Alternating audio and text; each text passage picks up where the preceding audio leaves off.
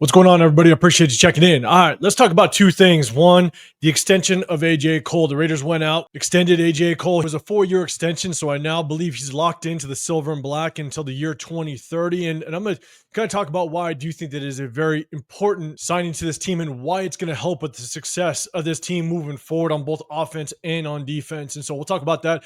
But also, the Raiders announced a really massive move with Laki Tassi, the player that we brought in through the International Pathway Player Program. And they've made a massive move. And this move, in my opinion, takes away the excitement that I have for this player. When we did bring him in, I laid out the reasons why I think that he has a chance to at least find himself a role on this team and where he can actually help this defense, but we moved him over to the offensive side, and I'm going to kind of give you my take on it. So with that being said, before we get into it, if you can, hit that like button, subscribe, turn those notifications. I'm around 40 subscribers away from my next milestone, which is 5,000 subscribers, and once we hit it, I will do my 10th giveaway since starting this channel. And so if you can, hit that sub button if you like the content. I definitely appreciate it. But once I hit that 5,000, that giveaway will go down. So hit that sub button if you want to get included. But also hit that notification because I do go live on Sundays and on Tuesdays just to be able to chop it up with you guys in the chat. And so hit that notification so you do know when I drop more content and when I do go live. So let's kind of jump right into it.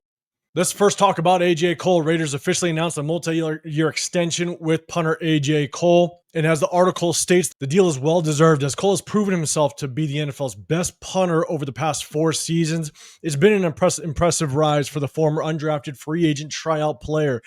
He didn't just go undrafted. He had to try out for the team in rookie minicamp back in 2019 to earn that contract. And the article goes on to state, from there, he goes on to be twice named AP first team All-Pro in 2021, 2023, and headed to 3 straight Pro Bowls in 2021 and 2023. AJ Cole has topped the NFL in several areas since he joined the league in 2019, including his 48.6 yard per punt average and 44.7% of his punts inside the 20-yard line. And with that extension, it does make him the highest paid punter in the NFL. You can see AJ Cole is now making $3.95 million per year. Again, makes him the highest paid punter per year in the National Football League. And so kind of as I go into this, I'm going to bring up some of his stats. You can kind of take a look at it. But here's the thing with AJ Cole. One of the things about finding success in the National Football League as it relates to wins and losses is field position. Not a lot of people talk about field position. And here's the thing is last year, AJ Cole did definitely help this defense out when this offense couldn't move the ball very well, right? When we were going 3 and out and 3 and out and 3 and out, and you find yourselves AJ Cole sitting on your own 10-yard line trying to punt that football to the opposing team. AJ Cole had a big enough leg to where he could actually take that football and pin the opposing offense inside their own 20-yard line, even if he's standing on his own 20 or own 10. I mean, that's the type of leg that AJ Cole has. And that is a weapon that not very many teams have. And with Pete Carroll being mainly a defensive-minded type of guy, obviously with the Legion of Boom in Seattle, having a damn good punter with a big leg with the accuracy that AJ Cole has is going to help this defense game in and game out with pinning opposing offenses inside their own 20, inside their own 10. And anytime that you have to force an opposing offense to travel 80 to 90 yards to put 6 points up on the board or 50 to 60 yards just to get in field goal range is extremely tough for an NFL offense to do on a consistent basis. And so having a punter that has that type of ability to change the field position battle in that way and that consistently is a massive weapon. And in addition to that, this game is all about momentum. You hear about it all the time, momentum swings, right? We can have an offense, and if your offense is struggling and we're sitting inside our own 10-yard line and we really can't battle our way out of it, and the opposing team makes a big stop, and that opposing offense is going to have a short field to play with, and they think they're that much closer to getting points, then you have a punter that just booms the crap out of it and pins them down inside their own 20.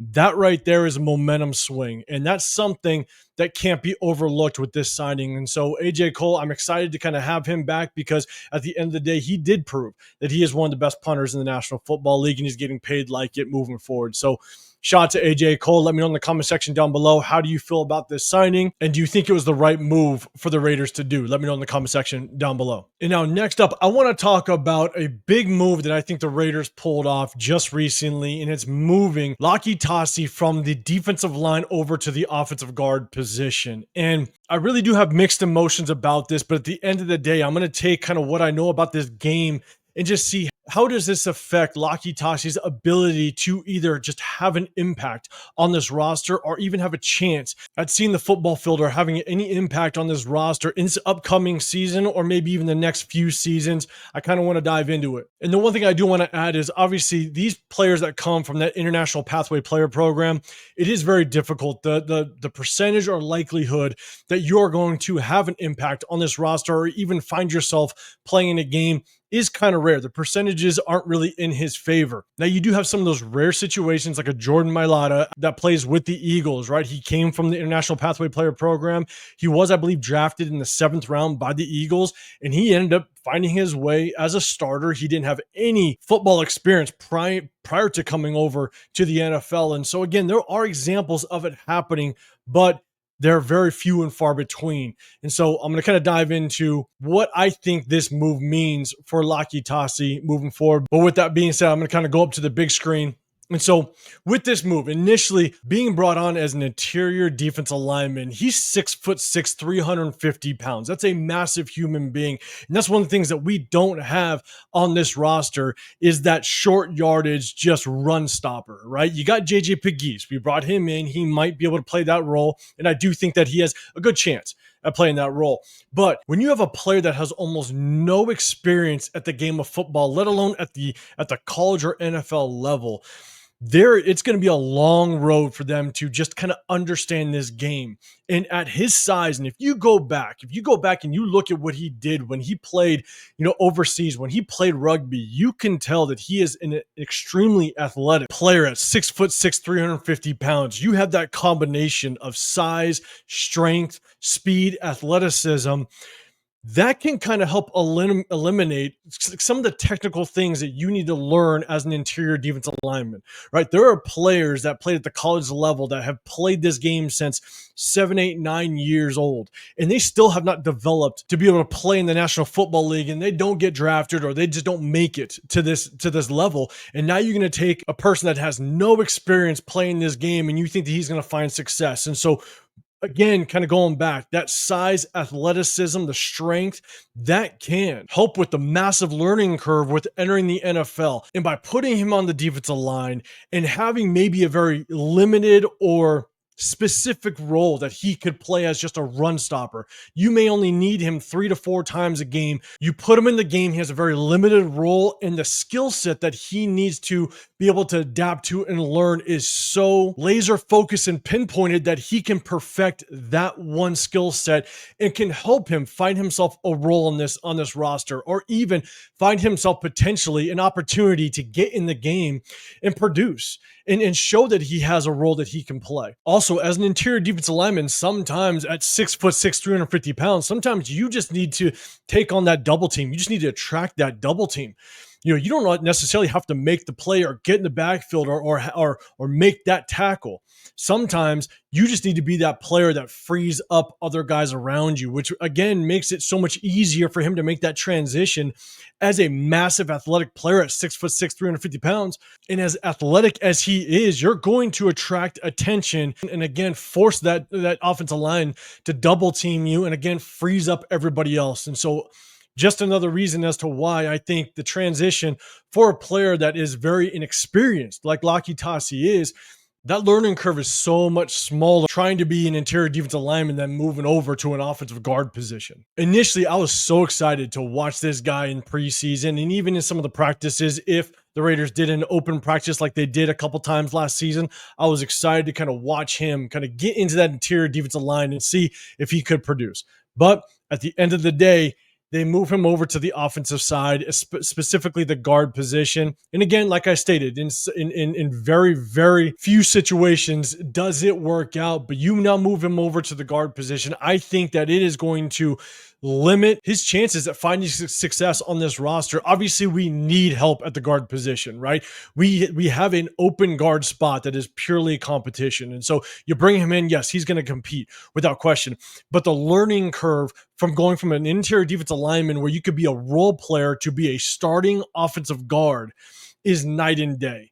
I mean, it's not just from the technical side, whether it be your footwork, whether it be your hand placement, whether it be being able to position your hips correctly on an interior defensive lineman, or even understanding how to get to the second level, get to linebackers, the angles that you need to take in order to get to the linebackers. And at the same time, you also have to understand the offensive scheme. What is the purpose behind the play that you're running? Where does the running back want to go? And how do you position yourself against the defender and work with the other offensive linemen that you are playing side by side? Because as an offensive lineman, you're not working individually. You're always double teaming and getting to another defender, getting to the second level, or you're the one staying on that down defensive lineman and knowing that the man next to you, whether it's your center or your tackle, now they're going to release and get to the next level.